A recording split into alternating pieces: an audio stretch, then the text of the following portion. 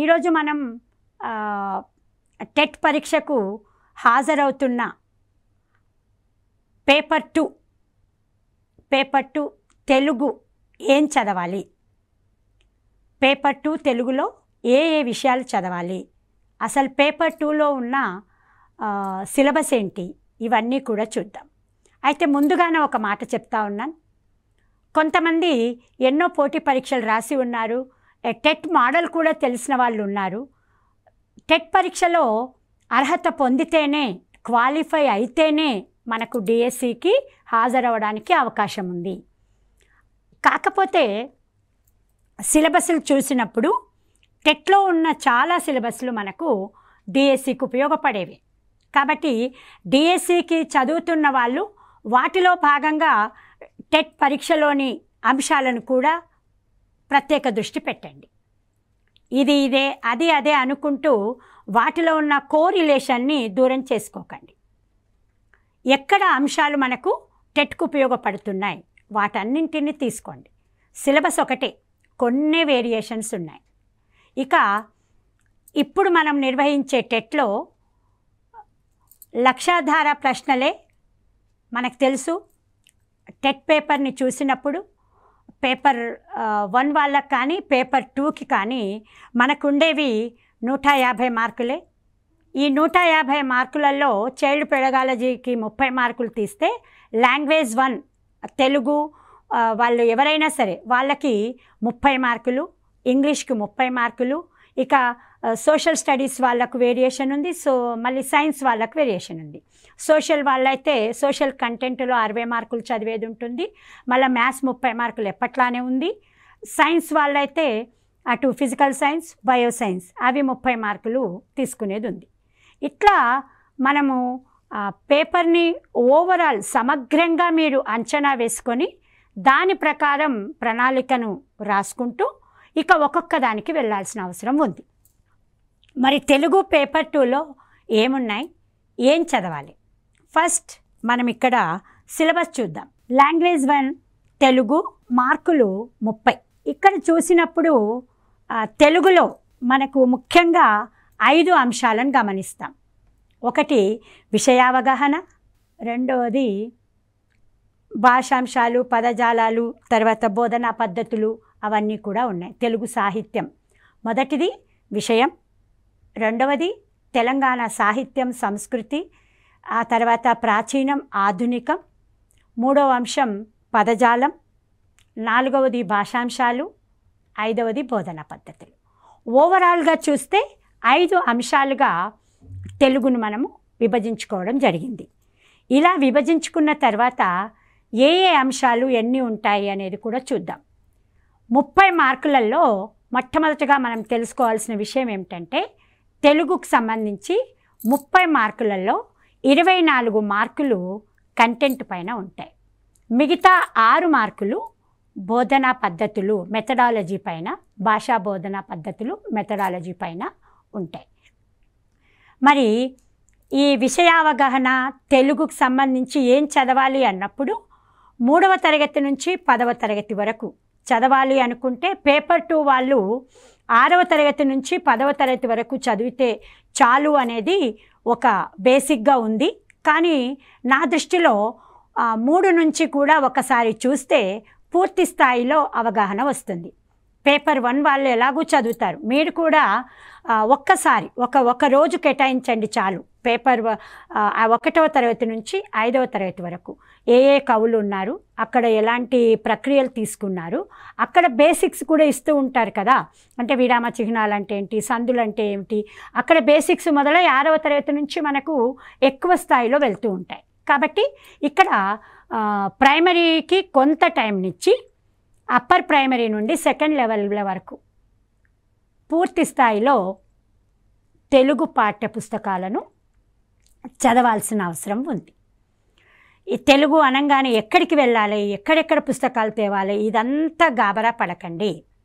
మనకు తెలిసి ఇప్పటి వరకు వచ్చిన పాఠ్య పుస్తకాలలో నుంచి ప్రశ్నలు మాత్రమే టెట్లో వచ్చాయి, కొన్ని మాత్రము లేటెస్ట్ వెర్షన్స్ కొన్ని యాడ్ అవుతూ ఉంటాయి.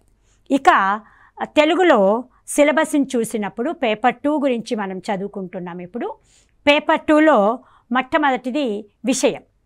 ఈ విషయంలో 2 రకాలుగా మనం చూస్తాం. పఠనావగాహన, పద్యం గద్యం ఆధారంగా. ఈ పఠనావగాహన అనేది మనం చదివిన వాట్లల్లో రావచ్చు, చదవని వాట్లలో. అంటే ఇక్కడ అపరిచిత పద్యము, అపరిచిత గద్యం అంటాం. ఈ అపరిచిత పద్యము, అపరిచిత గద్యం అనడంలో ఉద్దేశం ఏమిటంటే అది పాఠ్యపుస్తకంలో పాఠంలాగా చదవకుంటారు.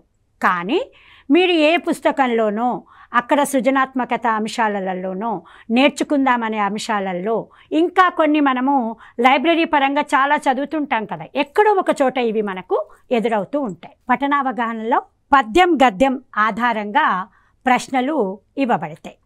ఈ పద్యము గద్యం ఆధారంగా ఇచ్చినప్పుడు ఒక సందర్భంలో పద్యానికి 4 మార్కులు, గద్యానికి 4 మార్కులు అని చూపించడం జరిగింది. కొన్ని సందర్భాల్లో 5 మార్కులు, 5 మార్కులు, 10 మార్కులు.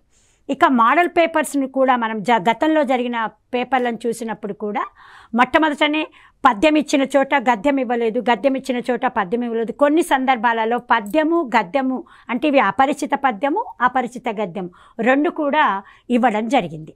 ఇవి చదివినప్పుడు వీటిపైన నిజంగా సంతోషకరమైన విషయం ఏమిటంటే తెలుగు చదివిన వాళ్ళు ఉండరు. అది ఎందుకులే అని అనుకుంటూ కూడా ఎన్నో చదివేస్తారు. అవి మనకు కాస్త అవగాహన ఉంటే చాలు, రీడింగ్ కాంప్రహెన్షన్ అంటాం. ఇవి పఠనావగాహన అంటే అంతే, మనం ఏం చదువుతున్నామో ఆ ముందల ఉన్న దాంట్లో నుంచే ప్రశ్నలు అడగడం జరుగుతుంది. ఈ 4 ప్రశ్నలున్నా 5 ప్రశ్నలున్నా 1-2 ప్రశ్నలు విషయాన్ని అవగాహన పొందావా లేదా డైరెక్ట్గా చెప్పడం, మన జ్ఞానాన్ని ప్రశ్నిస్తే, ఇక మిగతాయి మాత్రము అవగాహనను, తర్వాత ఉపయోగాన్ని, వినిమయ సామర్థ్యాన్ని కూడా ప్రశ్నిస్తాయి. అందుకే చదవగానే వెంటనే దానిపైన ఏదో ఆన్సర్ని సెలెక్ట్ చేసుకోకుండా రెండవసారి కూడా చదువుతూ వాటిని మనము జవాబులను సెలెక్ట్ చేసుకోవాల్సిన అవసరం ఉంది. ఇక్కడ ఇంకొకటి ఏమిటంటే ఈ 30 మార్కులు కూడా లక్ష్యాధార ప్రశ్నలే కదా. లక్ష్యాధారం అన్నప్పుడు అందులో 4 జవాబులు ఉంటాయి. వాటి నుంచి మనం ఒకటి సెలెక్ట్ చేసుకోవాల్సిన అవసరం ఉంది. ఈ రకంగా అపరిచిత పద్యము లేదా అపరిచిత గద్యము మన చదివిన విషయాలలోకి వెళ్ళి వస్తూ ఉంటాయి. ముఖ్యంగా మనం అనుకున్నాం పాఠ్యాంశాలు, పాఠ్య పుస్తకాలను మనం బాగా చదవాల్సిన అవసరము. ఇక మనకు చదివే అవగాహన ఉంటుంది. ఇవి అపరిచితాలు కాబట్టి టెక్స్ట్ బుక్లో ఉన్నవే రావాలని లేదు. మళ్ళీ ఒకసారి గమనించుకోండి, ఇవి టెక్స్ట్ బుక్లో ఉన్నవి కావు, కానీ ఎక్కడో ఒక చోట మనం చదివినవి ఉంటాయి. అవి పత్రికలలో చదవచ్చు, ప్రత్యేక సంచికలలో చదవచ్చు, మనం సృజనాత్మకతలో చదవచ్చు, ఇంకెక్కడో చదవచ్చు. ఏం చదవకున్న ఒక విషయాన్ని అవగాహన చేసుకున్న వ్యక్తి తన ముందు ఉన్న ఇంకొక విషయాన్ని కూడా అవగాహన చేసుకుంటాడు. మన భాషా సామర్థ్యాలలో నేర్పేది అదే కదా. భాషా వినియోగంలో కూడా ఉండాలి. అక్కడ ఏదైనా కొత్త అంశం వచ్చినప్పుడు అవగాహన చేసుకోవాలి. ఇది గద్యము పద్యము. ఇక రెండవది ముఖ్యమైన విషయం ఇక్కడ మనం గమనించాల్సింది ఏమిటంటే తెలంగాణ సాహిత్యం సంస్కృతి. ఎన్నో పోరాటాల ఫలితమే తెలంగాణ రాష్ట్రం. ఇక్కడ పోరాటం అనేది కేవలం హక్కుల కోసమే జరగలేదు, సాహిత్యం కోసం కూడా జరిగింది. మనకంటూ ఒక ప్రత్యేక స్థానం ఉంది. మన భాషకు, మన మాటకు, మన సాహిత్యానికి ఒక ప్రత్యేకత ఉంది అని చెప్పుకోవడంలో కూడా తెలంగాణ రాష్ట్ర సాధన చేశాం. అందుకే ఇక్కడ రెండవ అంశాన్ని తెలంగాణ సాహిత్యము సంస్కృతి అని చెప్పేటప్పుడు అటు ప్రాచీనము ఇటు ఆధునికం 2 అంశాలను కూడా కలబోసి చెప్పారు. ఇవే కాకుండా ఇంకా ఇతర కవులు వాళ్ళ రచయితలు కూడా ఇందులో కొంత ప్రశ్నించడం జరుగుతుంది. అయితే తెలంగాణ సాహిత్యము సంస్కృతి ఎక్కడి నుంచి చదవాలి? 2014లో మన రాష్ట్ర సాధన తర్వాత 2015లో పాఠ్యపుస్తకాలను రూపొందించడం జరిగింది. ఈ పాఠ్యపుస్తకాలను రూపొందించేటప్పుడు తెలంగాణ కవులు రచయితలే కాకుండా కొంతమంది ప్రశస్తి పొందిన తెలుగు కోసం తపన పడి తెలుగు భాష ఔన్నత్యాన్ని పెంచిన కవుల రచయితల అంశాలను కూడా వాళ్ళ పరిచయాలు ఉన్నాయి, వాళ్ళు చెప్పిన అంశాలు కూడా ఉన్నాయి. కాబట్టి అక్కడ నూతన పాఠ్యపుస్తకాలలోని రచయితలే కాకుండా అందులో ఉన్న ఇతర తెలుగు కవులు రచయితలను కూడా మనము చదవాల్సిన అవసరం ఉంది. పేపర్ 2 తెలుగులో రెండవ అంశంగా మనం తెలంగాణ సాహిత్యం గురించి, తెలంగాణ సంస్కృతి గురించి నేర్చుకోవాల్సి ఉంటుంది. అంటే అవి మనకు చదివిన విషయాలే మళ్ళొక్కసారి చదవడం, పరీక్ష కోసం సంసిద్ధత పొందడం. ఈ తెలంగాణ రాష్ట్రం కోసం మనం పోరాడి సాధించడంలో మనం ముందు అనుకున్నట్టుగా కేవలం హక్కుల కోసమే కాదు, తెలంగాణ ప్రజల్లోని మాట, నుడికారము, ఇక్కడ సాహితీవేత్తలు రాసిన పుస్తకాలు, వాటి యొక్క ప్రశస్తి, వాటితో పాటు తెలుగు భాష కోసం పోరాడి, తెలుగు భాష కోసం, ఔన్నత్యం కోసం తన కళలను కదిలించిన తెలుగు కవులు, రచయితలందరినీ కూడా మనం 2015లో రూపొందించిన పాఠ్యపుస్తకాలలో ఉంచడం జరిగింది. అందుకే తెలంగాణ సాహిత్యము, సంస్కృతి, ప్రాచీనము, ఆధునికం అనే అంశం కింద ముఖ్యంగా గమనించాల్సిన విషయం ఏమిటంటే 2015లో రూపొందించబడిన పాఠ్యపుస్తకాలను మనం డీటెయిల్గా చూడాల్సిన అవసరం ఉంది. ఇంతే కాకుండా ఈ పేపర్ 2లో తెలంగాణ సాహిత్యము, సంస్కృతితో పాటు సాహిత్య ప్రక్రియలు మనం పాఠ్యపుస్తకాలను చూసినప్పుడు ఒక్కొక్క తరగతిలో కొన్ని ప్రక్రియలను తీసుకోవడం జరిగింది. ఆ ప్రక్రియలన్నింటిని కూడా మనము గుర్తు చేసుకుంటూ ఏ పాఠం ఏ ప్రక్రియ కింద ఉంది, ఈ ప్రక్రియ యొక్క ఔన్నత్యం ఏంది, ఏ కవి ఆ ప్రక్రియలో గొప్పగా ఉన్నాడు అనే విషయాలు కూడా చూస్తాం. ఇంతే కాకుండా ఇక్కడ కళలు, కళాకారులు, తెలంగాణ కళలు, తెలంగాణ కళాకారులు, ఇక తెలంగాణలో ఉన్న వేడుకలు ఏమిటి, ఏ వేడుకలు చేసుకుంటాం, ఏ పండుగలు చేసుకుంటాం, వాటన్నింటిని కూడా మనం ఇక్కడ చదవాల్సి ఉంటుంది. తెలంగాణ పండుగలు చూసినప్పుడు, వేడుకలు చూసినప్పుడు మన దగ్గర పెళ్ళి పేరెంటాలతో పాటు బిడ్డ పుట్టినప్పటికెళ్ళి ఎన్నో వేడుకలు చేస్తూ ఉంటాం. ఆ తర్వాత పండుగలు చూస్తే బతుకమ్మ పండుగ, తర్వాత బోనాల పండుగ, ఇవి మన ప్రత్యేక జాతరలు, మన దగ్గర బొడ్రాయి పండుగలు, ఇవన్నీ కూడా ఉన్నాయి. అలాగే ఇక్కడ ఆడే క్రీడలు, ముఖ్యంగా చూస్తే తెలంగాణ క్రీడలలో మనము జిల్లిగోన అంటాం, తర్వాత పచ్చీస్ ఆటలు, ఇట్లాంటి ఆటలు, అవే కాకుండా పాటలు, సువి పాటలు ఉన్నాయి, దంపుడు పాటలు ఉన్నాయి, బతుకమ్మ పాటలు ఉన్నాయి, హోలీ పాటలు ఉన్నాయి. ఇలాంటి తెలంగాణకు సంబంధించిన ప్రత్యేక పాటలు, క్రీడలు, వేడుకలు, కళలు, కళాకారులు, ప్రక్రియలు, ఇవన్నీ కూడా తెలంగాణ సాహిత్యము, సంస్కృతి కింద చూస్తాం. పేపర్ 2లో మనం చదవాల్సిన ప్రత్యేక అంశం ఏమిటి అంటే పదజాలం. ఈ పదజాలం కూడా చాలా చిన్నదేం కాదు, కాకపోతే అన్నీ విన్నవే, అన్నీ చదివినవే. పదజాలంలో మనం తెలంగాణలో చూస్తే తెలంగాణ పదజాలం ప్రత్యేకంగా ఉంటుంది. తర్వాత ఇక్కడ సామెతలు ప్రత్యేకంగా ఉన్నాయి, మన జాతీయాలు ఉన్నాయి, పొడుపు కథలు ఉన్నాయి, పర్యాయ పదాలు ఉన్నాయి, ఉత్పత్త్యర్థాలు ఉన్నాయి, ప్రకృతి వికృతులు ఉన్నాయి. వీటన్నింటిని కూడా నేను ఇవి అయిపోయిన తర్వాత మీకు మళ్ళొకసారి చెప్తాను. ఈ పదజాలం కింద ఉండే సామెతలు, జాతీయాలు, పొడుపు కథలు, పదజాలము, పర్యాయ పదాలు, ఉత్పత్త్యర్థాలు, ప్రకృతి వికృతులు, వీటన్నింటినీ మనము చాలాసార్లు పాఠ్య అంశాలలోనే వాటితో కలిపే చదివేస్తుంటాం. కాకపోతే ఎక్కువసార్లు చదివినప్పుడే వీటి యొక్క భావన, నానార్థాలు కూడా ఉంటాయి, వ్యతిరేక పదాలు కూడా ఉంటాయి. వీటన్నిటిని చూస్తే ఏంటంటే మనం పొందిన అవగాహన, ఆ అంశం పట్ల మనం చేసుకున్న అర్థాలు కూడా ఉంటాయి. ఒక పద్యం చదివినప్పుడు అర్థాలు మనం తప్పకుండా నేర్చుకోవాల్సిన అవసరం ఉంటుంది. వాటికి పర్యాయ పదాలేంటి, నానార్థాలేంటి, ఎక్కడ ఉత్పత్తి అర్థం ఉంది, ఈ పదం ఎలా వచ్చింది, ఈ పదానికి ప్రకృతి వికృతులు ఏమిటి, ఇవన్నీ మనము పాఠ్యపుస్తకాలలో పాఠాలతో పాటు నేర్చుకున్నాం. కానీ పరీక్ష రాసేటప్పుడు కొంత విషయ అవగాహనతో ముందుకు సాగాలి. ఇక మూడవ అంశం పదజాలం. నాలుగవది చూస్తే భాషాంశాలు. తెలుగు భాషే కదా, చిన్నప్పటికెళ్ళి చదువుతూనే ఉన్నాం, చిన్నప్పటికెళ్ళి మాట్లాడుతూనే ఉన్నాం అనిపిస్తుంది మనకు. కానీ ఖచ్చితంగా భాషాశాస్త్రానికి వెళ్ళినప్పుడు భాషాంశాలు చాలా గమనిస్తాం.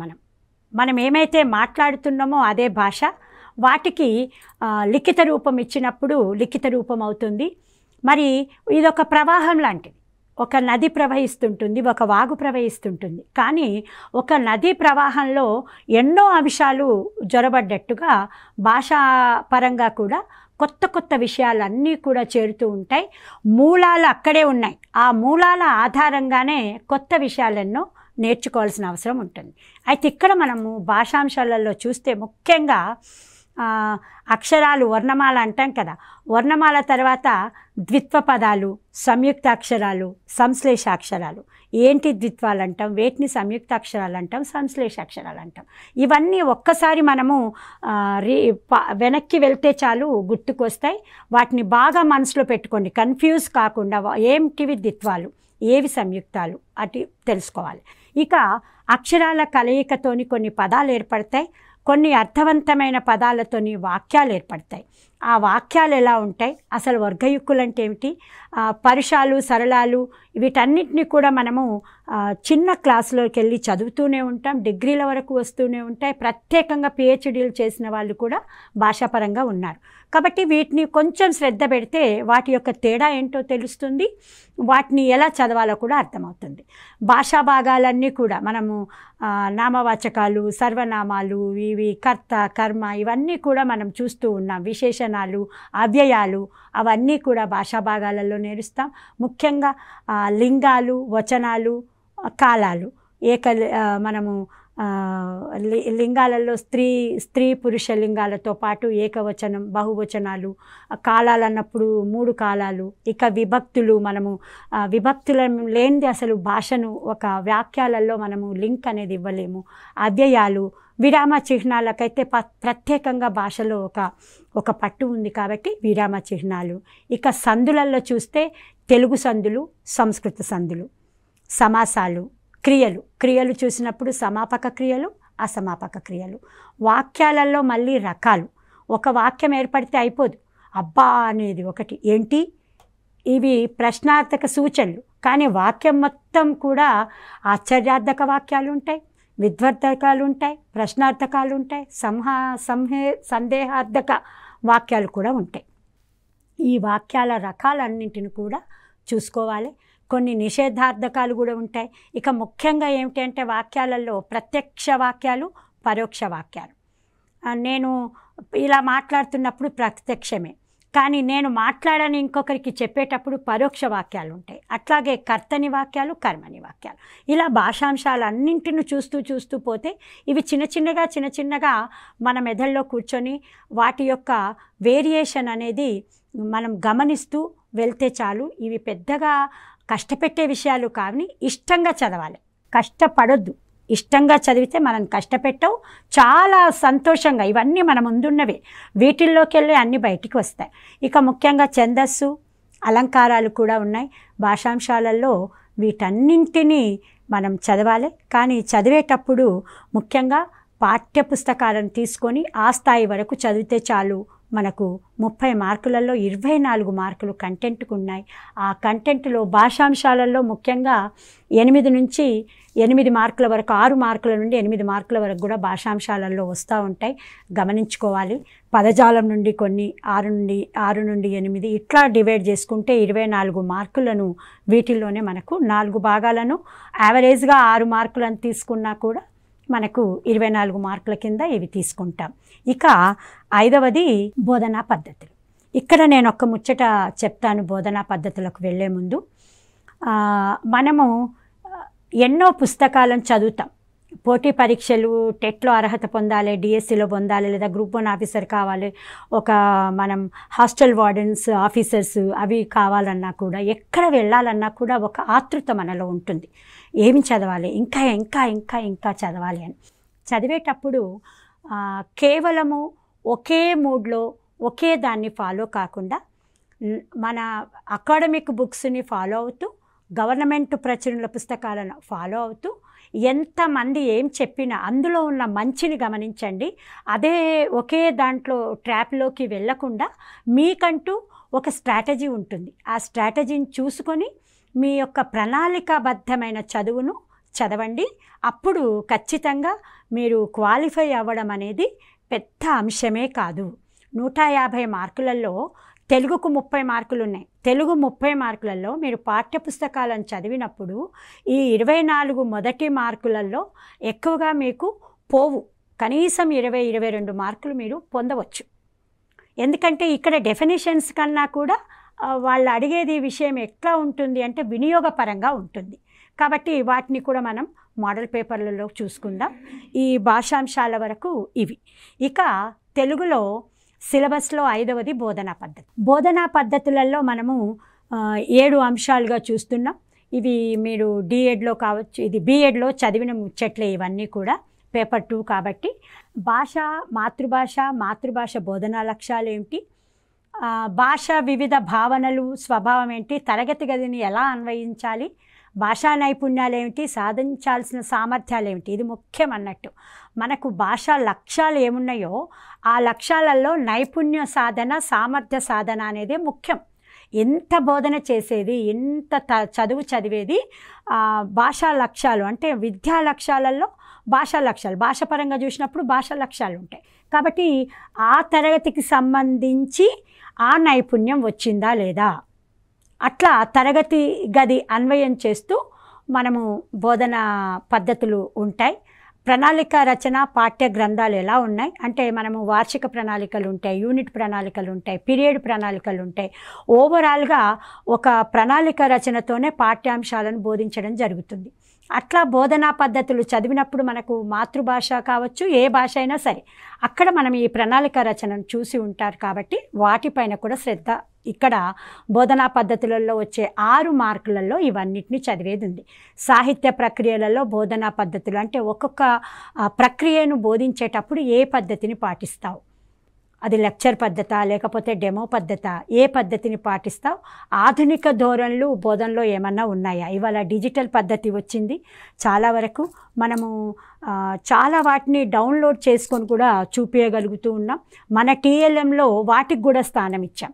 ఈ టీచర్ లెర్నింగ్ మెటీరియల్స్లో ఈ ఆధునిక ధోరణులు బోధనా నైపుణ్యాలను, సామర్థ్యాలను పెంచడంలో ఉపయోగపడతా ఉన్నాయి. కాబట్టి బోధన అభ్యసన సామగ్రి ఏమిటి, అసలు బోధన నైపుణ్యాలు ఏంటి అనేది చూడాలి. ఇక ఫైనల్గా ఉండేది నిరంతర సమగ్ర మూల్యాంకనం. మూల్యాంకనం ద్వారానే కదా ఒక పరీక్ష మనం పాస్ అయ్యి ఇంకొక దగ్గరికి వెళ్తున్నామా లేదా అని. ఈ నిర్మాణాత్మక మూల్యాంకనం, సంగ్రహణాత్మక మూల్యాంకనం అనేవి కూడా పద్ధతులు ఉన్నాయి. ఇక్కడ మూల్యాంకనము, నిరంతర సమగ్ర మూల్యాంకనానికి ఒక్కటే ఒక మాట చెప్తాను. మనం చూసాం అంటే ఇప్పుడున్న కొంతమంది పిల్లలు పాత పద్ధతులు చూసారో లేదో కానీ కొంతవరకు చూసే ఉంటారు. ఒకప్పుడు 1970స్కి ముందు డిటెన్షన్ విధానాలు ఉండేది, ఆ తర్వాత నాన్ డిటెన్షన్ విధానం వచ్చింది. ఆ తర్వాత పరీక్ష మాత్రమే కాదు, వీళ్లకు పరీక్షలతో పాటు మనం ప్రాజెక్టు వర్కులు కూడా ఇవ్వాలి, పిల్లవాడు మాట్లాడగలగాలి, ఆ పద్ధతి వచ్చింది. ఇలా బోధనా పద్ధతులు ఇవన్నీ చూసాం. ఇక వీటిలో నుంచి మనకు 6 మార్కులు పొందుతాం. మరి పద్ధతి ఏంటి? ఇక్కడ ఒక విషయం ఒక్క నిమిషం గమనించండి. మీకు 3వ తరగతి నుండి 10వ తరగతి వరకు పాఠం పేరు, ఇతివృత్తము, ప్రక్రియ అని ఉంది. అంటే 3వ తరగతిలో గేయము, కథ, సంభాషణ, వ్యాసం, ఈ 5 రకాల ప్రక్రియలు, 4 రకాల ప్రక్రియలు, సంభాషణ ఇవి చేశారు కదా. మనము 6వ తరగతికి వెళ్ళినప్పుడు ప్రక్రియను చూస్తే అక్కడ గేయాలు, కథ, ఖండకావ్యము, లేఖ, యాత్రారచన, శతకం, కావ్యం, స్వగతం ఇవి ఉన్నాయి. ఇట్లా 10వ తరగతి వరకు కూడా గమనిస్తే ఒక్కొక్క దాంట్లో మనకు ప్రక్రియ, ఇతిహాస ప్రక్రియ, యాత్రారచన ప్రక్రియ, ద్విపద ప్రక్రియ, శతక ప్రక్రియ ఇవన్నీ కూడా ఉన్నాయి. ఇట్లా ఒక్కొక్కరు వాళ్ళు రాసిన కవెవరు, ఆయన రాసిన పాఠం పేరేమిటి, ఇట్లా చూసుకుంటూ వెళ్ళినప్పుడు మనం పాఠ్యాంశాలలో, పాఠ్య పుస్తకాల్లోని ముచ్చట్లన్నీ కూడా ఇక్కడ మనకు అర్థమవుతాయి. ఇక 10వ తరగతి 9వ తరగతిని సింగిడి 1గా చూస్తాం. మనం 6 నుండి 8వ తరగతి వరకు నవవసంతం టైటిల్తో చూస్తాం. 1 నుండి 5 వరకు జాబిలి పేరుతో చూస్తున్నాం. ఇవి పాఠ్యపుస్తకాల యొక్క టైటిల్స్. వాటిలో ఉండే కవులు ఎవరు, పాఠ్య అంశాలు ఏమున్నాయి, ఇతివృత్తం ఏముంది, ప్రక్రియ ఏముంది, ఇవన్నీ తీసుకున్న తర్వాత ఇక మనము చూస్తే ఏంటి అంటే మోడల్ పేపర్లో చూసినప్పుడు 31 నుండి తెలుగు మొదలవుతుంది, 31 నుండి 35. ముందే అనుకున్నట్టు ఒక్కొక్కసారి అపరిచిత గద్యం ఇచ్చాడు ఇక్కడ. ఈ అపరిచిత గద్యాన్ని మనం అంతా చదువుతూ ఆ తర్వాత ఈ వ్యాసం, ఆ యొక్క అపరిచిత గద్యంలో ఏముంది, ఈ వ్యాసంలో ఏ భాష వాడాం.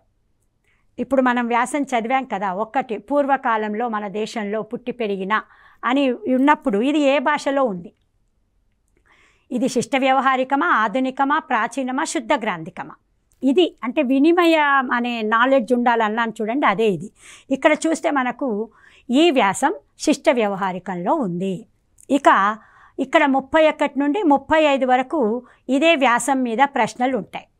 కొన్ని సందర్భాలలో ఇంకా 8 అపరిచిత పద్యము గద్యము రెండింటికి కూడా కేటాయించవచ్చు. పేపర్ 2లో మనం ఇక్కడ గమనిస్తే గతంలో వచ్చిన పేపర్ మోడల్ ప్రకారం చూస్తే మొదటి 30 నుండి 35 వరకు ఇది వ్యాసకర్త ఒక వ్యాసం ఉంది, అపరిచిత వ్యాసం. ఇక 36 నుండి 40 వరకు చూస్తే పద్యం, ఇది కూడా అపరిచిత పద్యం. దీంట్లో 5 మార్కులు ఈ పద్యం మీదనే ఉంటాయి. ఈ పద్యంలో జరామరణాలు అంటే ఏమిటి అంటే ముసలితనం, మరణము అని అర్థం. ఇట్లా వాటిపైన మనం అర్థం చేసుకోవాల్సిన అవసరం ఉంటుంది. ఇక సుకృతాత్ములు చక్కని రచనలే ఆత్మగా కలిగిన వారు అని పద్యంలోని భావన ఇది. ఇక 40 నుండి చూస్తే కీర్తి శరీరం విగ్రహవాక్యం అడిగాడు. ఇక్కడ కీర్తి అనేది శరీరం. ఇక చిన్నగా మనము 30 నుంచి 40 వరకు అపరిచిత పద్యము గద్యంలోకి వెళ్ళి ఇప్పుడు మనము సాహిత్యంలోకి వచ్చాం. రామాయణ కావ్యం రచించిన కాకతీయ సామంతరాజు ఎవరు అని చూస్తే మనము గోనబుద్ధారెడ్డి. ఇవన్నీ కూడా మనము 6 నుండి 10 లేదా 1 నుండి 10th క్లాస్ వరకు, 1 నుంచి 5 వరకు ఒక దృష్టి పెట్టమన్నాం. 6 నుండి 10వ తరగతి వరకు మాత్రం చాలా మీరు గమనిస్తే ఇవన్నీ కూడా అందులోని అంశాలే మోస్ట్లీ ఉంటాయి. ఇక 42, 43, 44 ఒక ముక్కున వేలేసుకోవడం అనేది అది జాతీయమా, లోకోక్త, మాటల గుంప, సూక్త. ఇవి మనం అన్నాం కదా జాతీయాలు, ఇవన్నీ కూడా సామెతలు ఉంటాయని. చూస్తే జాతీయం. ముక్కును వేలేసుకోవడం అనేది ఒక జాతీయం. ఇక్కడ అర్థం అడిగాడు. విపినం అంటే ఏమిటి? విపినం అంటే అడవి. అంటే ఇక్కడ మనము జాతీయం చూసాం, ఒకటి అర్థం చూసాం. పర్యాయ పదం అడిగాడు. ఇక్కడ హలం, శీరం అనే పర్యాయ పదాలు కలిగిన పదం ఏంటి? మామూలుగా పదం ఇచ్చి పర్యాయ పదాలు అంటాడు కదా, ఈ పర్యాయ పదాలున్న పదం ఏంటి అని అడిగాడు ఇక్కడ. అప్పుడు నాగలికి హలం, శీరం అనే పర్యాయ పదాలు కూడా ఉన్నాయనేది మనం గుర్తిస్తాం. ఉత్పత్తి అర్థాలు కూడా బాగా ఉంటుంది, ఒక ప్రశ్న ఖచ్చితంగా ఉంటుంది. పారాశర్యుడు అనే పదం ఎలా వచ్చింది, ఇది ఈ పదానికి బేస్ ఏంటి? ఉత్పత్తి చూస్తే పరాశరుని కుమారుడు కాబట్టి అతనికి పరాశర్యుడు, అతను ఎవరు అనేది మనకు గమనించాలి. కార్యం పదానికి వికృతి, ప్రకృతి వికృతి నుంచి వస్తాయి అన్నాం కదా, చూడగానే మనకు అర్థమవుతుంది. కార్యం అనే పదానికి వికృతి కర్ణం. పిల్లి వెంటబడి ఎలుకను తరిమింది. ఈ వాక్యంలో కర్త, కర్మ, క్రియ అని మనము భాషా భాగాలలో తెలుసుకుంటామని చెప్పాం కదా. ఇక్కడ పిల్లి వెంటబడి ఎలుకను తరిమింది. ఈ వాక్యంలో పిల్లి అనే పదం ఏది? అసలు కర్మ దేనికి సంబంధించింది? ఎలుక. ఇక్కడ పిల్లి కర్త, ఎలుక కర్మ. నవవిధాలు సమాసం పేరేంటి? ఇక్కడ నవవిధాలు, నవ అనేది వచ్చింది, విధాలు అని వచ్చింది. ఇది ఏ సమాసం అవుతుంది? సమాసానికి నేర్చుకునేటప్పుడు ఉదాహరణలతో నేర్చుకోవాలి. ద్విగు సమాసం. ఒక సంఖ్య చెప్పినప్పుడు ద్విగువుగా చెప్తాం మనం. మండే ఎండ నిప్పుల కొలిమ అన్నట్లుంది. ఇందులో అలంకారాలు నిజంగా చాలా అద్భుతంగా సాహిత్యానికి అందాన్ని ఇస్తాయి. మనకు అది గమనింపు ఉంటే మనలో సాహిత్య ప్రక్రియ కూడా, ప్రకర్ష కూడా పెరుగుతుంది. మండే ఎండ నిప్పుల కొలిమిలాగా ఉంది, పోలిక చెప్పాం. ఇది ఉత్ప్రేక్ష అలంకారం. ఆమె ఇంటర్వ్యూ రికార్డు చేయబడింది. కర్తరి వాక్యంగా మార్చమన్నాడు.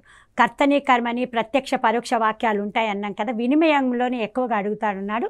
ఈ ప్రశ్న అట్లాగే ఉంది. ఆమె ఇంటర్వ్యూ రికార్డు చేయబడింది అన్నప్పుడు కర్తరి వాక్యంగా మారిస్తే ఏమవుతుంది? అది ఆమె ఇంటర్వ్యూను రికార్డు చేశారు. వజ్రములకు గోల్కొండ పుట్టినిల్లే కదా, ఈ వాక్యము ఆధునికల్లాగా మారవాలి. మార్చినప్పుడు వజ్రాలకు గోల్కొండ పుట్టిన ఇల్లు, గోల్కొండే వజ్రములకు పుట్టినిల్లు, గోల్కొండే వజ్రములకు పుట్టిల్లే కదా, వజ్రాలకు గోల్కొండ పుట్టినిల్లే కదా. ఏదవుతుంది? వజ్రములకు గోల్కొండ పుట్టినిల్లే కదా అనే ఒక వాక్యానికి ఆధునిక వచనంలోకి మారిస్తే వజ్రాలకు గోల్కొండ పుట్టినిల్లే కదా. ఇది ఇలా మనకు 54 పదవి భాగం సెలవిచ్చి, సెలవు ప్లస్ ఇచ్చి, దీని అర్థం రైట్. ఈ భాషా ప్రభావానికి అత్యధికంగా లోనైందట. తెలుగు భాష ఏ భాషా ప్రభావానికి లోనయ్యింది? భాషాంశాలు చదువుకునేటప్పుడు ఇక్కడి నుంచి చూస్తే సంస్కృత భాషా ప్రభావానికి అత్యధికంగా లోనైంది. పిల్లలు ఏ వయసులో భాషను నేర్చుకోవడానికి సిద్ధంగా ఉంటారు? పుట్టుక నుండే వాళ్ళు సిద్ధంగా ఉంటారు. 30 నుండి 60 మార్కుల వరకు కదా. మనం ఇక్కడ గమనిస్తే 35 నుండి 55 నుంచి చిన్నగా మెథడాలజీలోకి వెళ్ళిపోయాయి. ప్రణాళిక వలన బోధన కష్టమవుతుంది, సులభమవుతుంది, సందేహాస్పదం, అస్పష్టం. ఏమవుతుంది చూద్దాం. సులభమవుతుంది. ఏదైనా సరే ప్రణాళిక రచన ఉంటే ఖచ్చితంగా సక్సెస్ అవుతాం మనం. కథాకథన కౌశలం అంటే నైపుణ్యం అంటే ఏమిటి అంటే, కథాకథనం చెప్పడం అనేది దేనివల్ల పెరుగుతుంది? నాటకీకరణ, కథాబోధన, ఏకపాత్రాభినయం, వ్యాసరచన. దేనివల్ల? ఒక్క సెకండ్ ఆలోచించండి. ఆన్సర్ కథాబోధన వలన. దృశ్యోపకరణానికి సరి అయిన ఉదాహరణ. మనం బోధన సామగ్రి అని చదివాం కదా, ఇవి 6 మార్కులలో వీటికి కూడా ఒకటి స్థానం ఉంటుంది అనుకున్నాం. ఒక ప్రశ్న అందులోనే ఉంది. దృశ్యోపకరణానికి అంటే చూడడము అనే ఒక ఉపకరణ ఏది? Tape recorder, radio, gramophone, Doordarshan. ఈ పాటికి మీకు అర్థం తెలిసే ఉంటుంది. దూరదర్శన్. 60 పిల్లల ప్రాజెక్టు పనులు ఈ రకమైన మూల్యాంకనంలోనికి వస్తాయి. ప్రాజెక్టు పనులు బాగా ఇస్తున్నాం నిరంతర సమగ్ర మూల్యాంకనంలో భాగంగా. ఇవి మరి ఈ పిల్లల ప్రాజెక్టు దేనిలోకి వస్తుంది? నిర్మాణాత్మకం, సంగ్రహణాత్మకం, సంచిత మూల్యాంకనం, లోప నిర్ధారణ మూల్యాంకనం. నిర్మాణాత్మకం ఏం చేసినా దానిపైన ముందుకు వెళ్ళాలనే ఒక నిర్మాణాత్మక మూల్యాంకనం ఉండాల్సిన అవసరం ఉంటుంది. ఓకే, మనం పేపర్ 2లో ఈరోజు సమగ్రంగా సిలబస్ని చూసాం, ఒక మోడల్ పేపర్ని కూడా చూసాం. మరొక్కమారు మీ అందరికీ చెప్తున్నాను ఏమిటి అంటే, మనం నోటిఫికేషన్లో పద్ధతులలో ఏమైనా మార్పులు వచ్చినాయి అని తెలిసినప్పుడు మాత్రం మీరు తెలుసుకోండి. ఇంతవరకు వచ్చిన విధానాలు, సిలబస్లు ఇవే ఉన్నాయి, మోస్ట్లీ ఇవే ఉంటాయని మనకు తెలుసు. కానీ ఏమైనా మార్పులు ఉంటే మాత్రం మీరు గమనించుకొని ఎప్పటికప్పుడు అప్డేట్ అవుతూ పరీక్షకు సిద్ధపడాలని కోరుకుంటూ, ఈ చక్కటి అవకాశాన్ని వినియోగించుకుంటున్న నాకు కూడా సంతోషంగా ఉంది. All the best. అందరూ టెట్లో అర్హత పొందాలి. అర్హత పొందడానికి మనం టెట్ అవగాహనలో చూస్తాం వాటిని.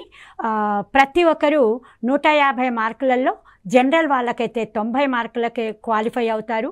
బీసీలు అయితే 75 మార్కులు, ఎస్సీ ఎస్టీ పిహెచ్సీలు అయితే 60 మార్కులు. అంటే ఇక్కడ 60%, 50%, 40% అనేది ఇది క్వాలిఫై అయ్యే మార్కులు. అంతకన్నా అత్యధికంగా 150కి 140 ఎబోవ్ వచ్చేటట్టు ప్రయత్నం చేయండి. తెలుగులో అయితే 24 మార్కులు కంటెంట్కు ఉన్నాయి, 6 మార్కులు మెథడాలజీకి ఉన్నాయి. All the best. మంచిగా ప్రిపేర్ అవ్వాలని కోరుకుంటూ ఆల్ ద బెస్ట్.